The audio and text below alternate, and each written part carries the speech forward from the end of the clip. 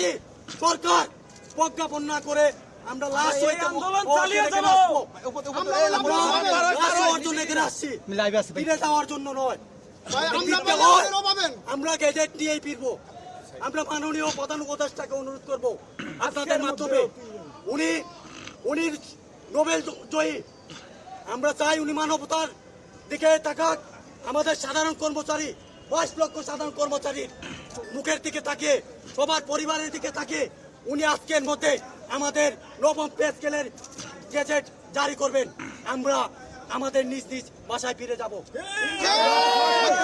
প্রজ্ঞাপন না নিয়ে এখান থেকে ফিরবো না। প্রজ্ঞাপন নিয়ে আসছি, আপনারা সাংবাদিক ভাইয়েরা আছেন, আমাদের লাশটুকু আমাদের পরিবারের কাছে ফিরিয়ে দিবেন।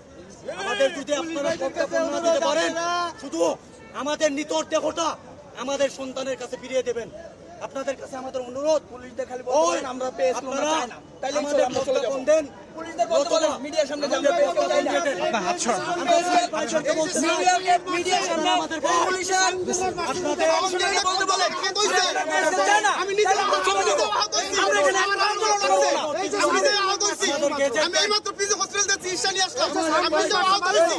এই মাত্র দেখেন কত লোক আহত হয়েছে, আমরা তো বাইরে দাঁড়িয়ে যাইছি, সাংবাদিক ভাইদের প্রতি দৃষ্টি আকর্ষণ করে বলছি, আমাদের কি আমাদের 22 লক্ষ সরকারি কর্মচারী যে প্রাণের দাবি ছিল, আমরা তো পেশ করে দিবেন।